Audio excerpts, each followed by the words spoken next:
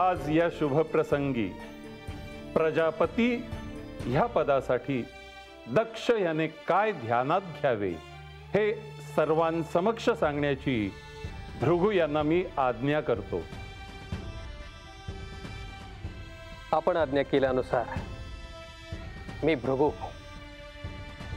दक्ष यांना प्रजापती पदाच्या कर्तव्याविषयी इथे कथन करत आहे। श्री महादेवांच्या कृपेने मला भविष्याचे जे ज्ञान झाले आहे, माझ्या दृष्टीस जे दिसते आहे, त्याच अनुषंगाने मी त्यांना काही सांगणार आहे।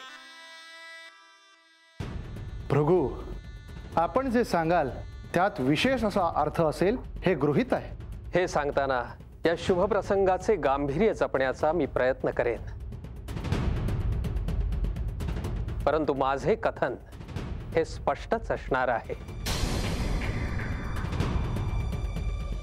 हे प्रजापती दक्ष, आजपासून आपण या समस्त सृष्टीचे पालक आहात।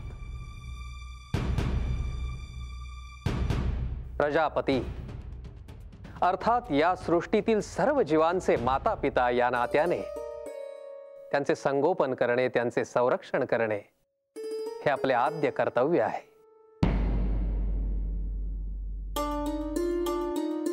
आपण प्रजेचे पिता प्रथम आणि आपल्या कुटुंबाचे पालक नंतर असणार आहात। मला हे मान्य आहे। ही पृथ्वी वैविध्याने नटलेली आहे आणि त्यातच तिचे सौंदर्य आहे। या सर्वांच्या अस्तित्वाचा आपण आदर करायला हवा, सर्वांचे अस्तित्व आपण मान्य करायला हवे।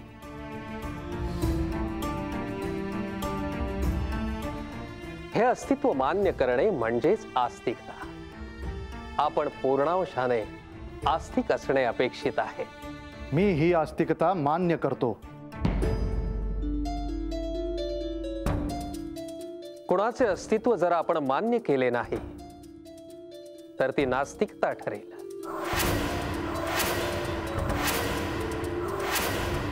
मी कोणाचेही अस्तित्व का नाकारेन भृगु? हे पाप माझ्याकडून घडणार नाही। हे प्रजापती, या सृष्टीमध्ये कुठलेही पाप घडते त्याचे आद्य कारण अहम असतो। अहंकार कुठल्याही शुभ गोष्टीचा नाश घडवतो।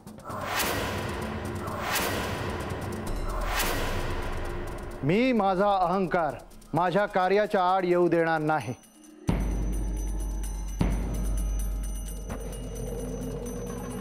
प्रत्येक प्राणीमात्राचे स्वातंत्र्य हे अत्यंत महत्त्वाचे आहे आणि कुणाचेही स्वातंत्र्य जोपर्यंत शुभाच्या आड येत नाही तोपर्यंत आपण ते जपावे। मी सर्वांचे स्वातंत्र्य अबाधित राहील असे आचरण ठेवेन। आता प्रश्न येतो धर्माचा।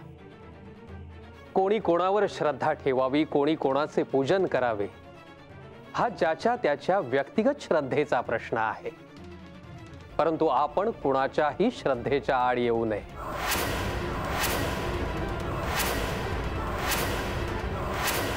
भृगु, आपण जे सांगत आहात त्या अर्थी भविष्यात जे काही घडणार आहे ते आपल्याला निश्चित काहीतरी ठाऊक आहे। आपण ते सांगावे।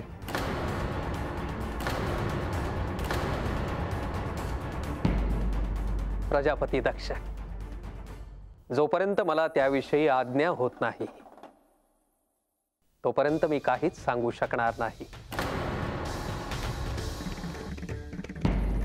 हे दक्ष, तू केवळ या गोष्टीचे स्मरण ठेवावेस आणि त्याप्रमाणे आचरण करावेस तरी पुष्कळ आहे। असे काय घडणार आहे भविष्यात? कर्म हे तुझ्या हातात आहे। भविष्याची काळजी तू करू नयेस दक्ष। हे प्रजापती, श्री महादेव हे गहन ध्यानात असतात, म्हणून ते जे कार्य करतात त्या कार्याचा एक अंश पार पाडण्याची जबाबदारी आपणावर आहे। हे कार्य करताना आपल्याला सामर्थ्य लाभावे, शक्ती मिळावी म्हणून पंचमहाभूते आपल्या आज्ञेत कार्य करतील.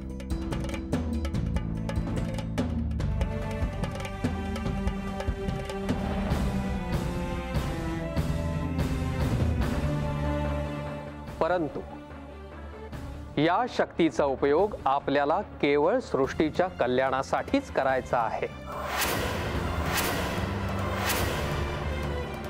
श्री महादेवांवर माझी श्रद्धा अढळ राहील, यात शंका नाही.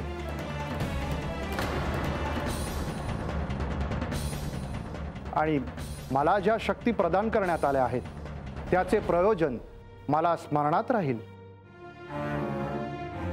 दक्ष, भृगूंनी जे सांगितले त्यामागे विशेष कारण आहे. सत्तेत असताना त्याच्या अनुषंगाने येणाऱ्या सर्व शक्ती या त्या पदासाठी आहेत, याचा विसर पडू देऊ नकोस.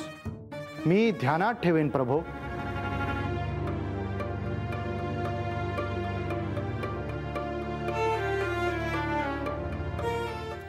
नारायण नारायण.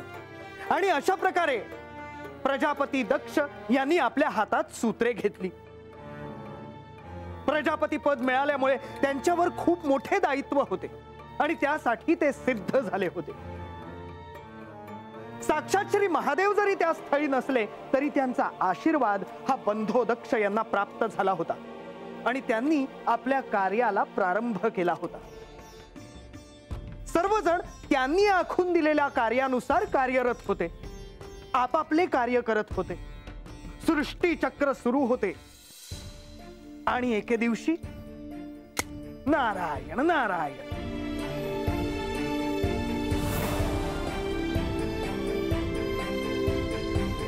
माधवा, यावं ब्रह्मदेव. माझं इथे येण्याचं प्रयोजन नक्कीच आपल्या ध्यानात आलं असेल नारायणा. ती घटना घडण्याची वेळ आता समीप आली आहे, म्हणून आपण इथे आला आहात. होय, कारण महादेवांच्या ह्या अशा विरक्तीमुळे ब्रह्मांडाचं संतुलन बिघडलेलं आहे. त्यामुळे महादेवांना पुन्हा एकदा विरक्तीतून परावृत्त करण्याची वेळ येऊन ठेपली आहे. ब्रह्मदेव, तुम्ही श्री महादेवांना विरक्तीपासून दूर करण्यासाठी जे कार्य करायचं म्हणत आहात त्याचा परिणाम हा साऱ्या सृष्टीवर होणार आहे. होय, आणि त्यातूनच महादेवांना देखील. ब्रह्मदेव, महादेव काय करतील याची कल्पना करणंही शक्य नाही. ते या साऱ्या सृष्टीच्या लय तत्वाचे स्वामी आहेत. आपल्या त्रिमूर्तींपैकी एक. या सृष्टी चक्राचे नियम आपण त्रिमूर्तींनीच घालून दिले आहेत आणि तुम्ही आणि मीच त्याच्याच साहाय्यानं हे कार्य करण्याचा निश्चय केलेला आहे. आपण अजूनही काही मार्ग आहे का ते पाहावं.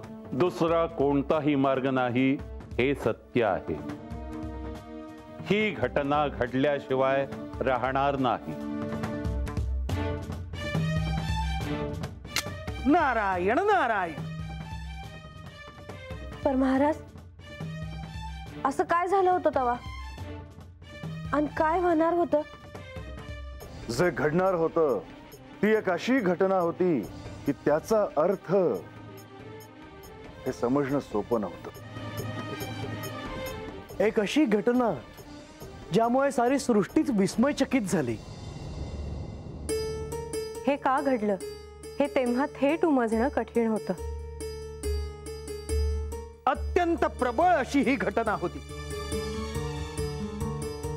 काय होणार होतं देवा? सांगतो बान. साक्षात श्री महादेव श्री ब्रह्मदेवांचे 5वे मस्तक कापणार होते.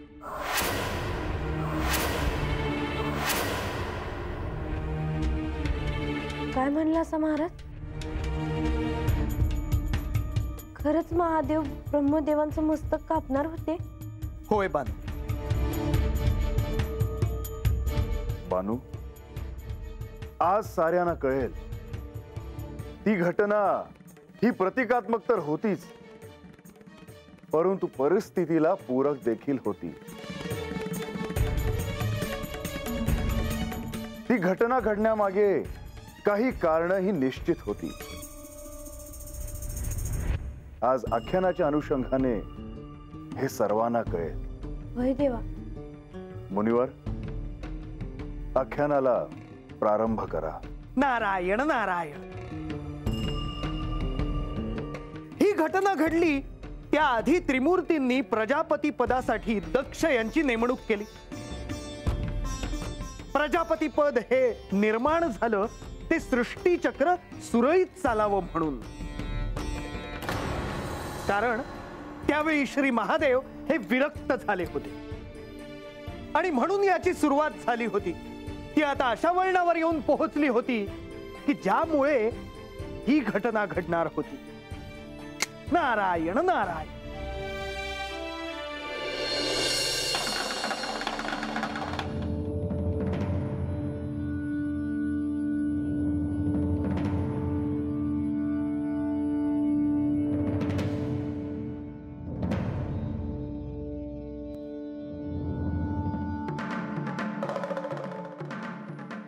वेद ह्या सृष्टीच्या उद्धारासाठी अत्यंत महत्वाचे आहे.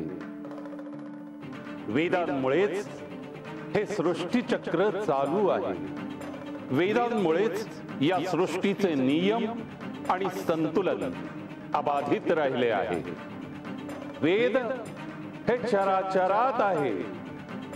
वेद ही केवळ एक संकल्पना नाही, ते सार्वभौमत्व आहे. वेद हे संस्कृतीचे पोषकत्व अबाधित ठेवण्यासाठी आहे. वेद हे देवांचा प्राण आहे असे म्हटले तर ते अयोग्य ठरणार नाही. वेद चुकीचे आहेत. वेदांना नष्ट करायला हवं.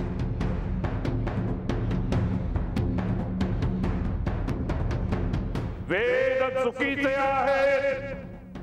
वेदांना नष्ट करायला हवं. वेद चुकीचे आहेत. वेदांना नष्ट करायला हवं. वेद चुकीचे आहेत. हे दुस्साहस कोण करत आहे? वेदांना अपशब्द बोलण्याचे धाडस कोण करत आहे? हे कोण आहे जे विरक्तीतही क्रोध प्रकट करायला मला विवश करत आहे? कोण आहे? वेद हे सगळ्याचे सार आहे.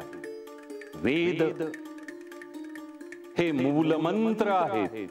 वेदांना नष्ट करायला हवं. वेद चुकीचे आहेत. वेद हे संस्कृतीचे पोषकत्व अबाधित ठेवण्यासाठी आहे. वेदांना नष्ट करायला हवं. वेद चुकीचे आहेत. वेद चुकीचे आहेत. वेदांना नष्ट करावयास हवे. ब्रह्मदेव, तुम्ही ही वेद निंदा करत आहात का? ब्रह्मदेव, या सृष्टीची निर्मिती तुम्हीच केली आणि तुमचेच पाचवे मुख हे वेद निंदा करत आहेत.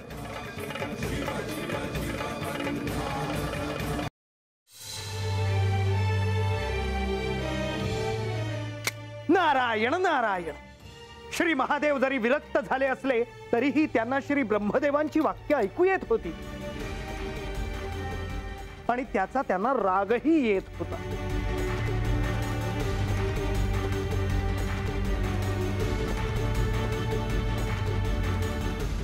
वेदांना नष्ट करायला हवं. वेद चुकीचे आहेत. ब्रह्मदेव, ही वेदनिंदा तुमच्या ज्या मुखातून होते आहे त्या मुखाला थांबवा, अन्यथा मला हे कार्य करावे लागेल. हे अपशब्द तुमच्या ज्या मुखातून बाहेर पडले त्या मुखाला मला शासन करावेच लागेल. ब्रह्मदेव थांबवा, हे सर्व थांबवा. वेद चुकीचे आहेत, वेदांना नष्ट करायला हवं. थांबा महादेव, थांबा. नाही नारायणा, आता मला थांबवू नका. मला ब्रह्मदेवांच्या 5व्या मस्तकाला शासन हे करावेच लागेल. महादेव, आपण असे करू नये. वेद चुकीचे आहेत, वेदांना नष्ट करायला हवं.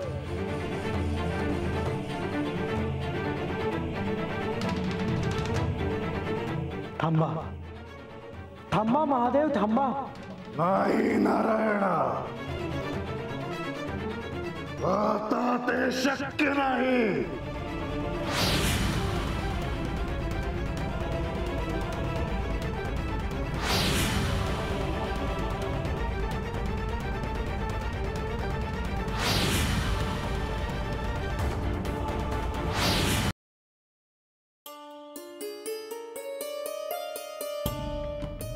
आणि साक्षात श्री महादेवांच्या त्रिशूळाने त्याचे लक्ष वेधले आणि एका झटक्यात श्री ब्रह्मदेवांचे 5वे मस्तक कापले गेले.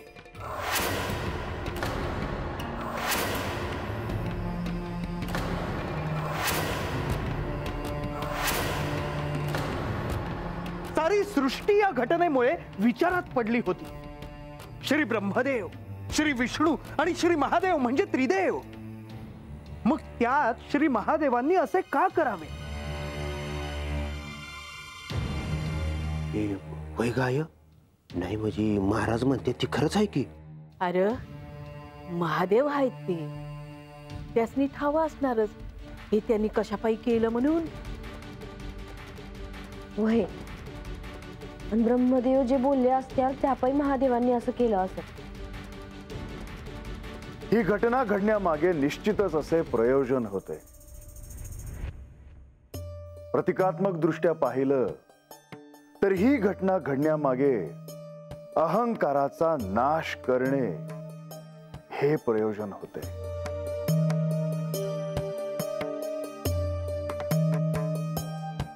अहंकार हा वाईटच. तो ज्याला जडला त्याचा समूळ नाश झाला, मग तो कोणीही असो. आणि म्हणूनच ही एक प्रतिकात्मक घटना आहे.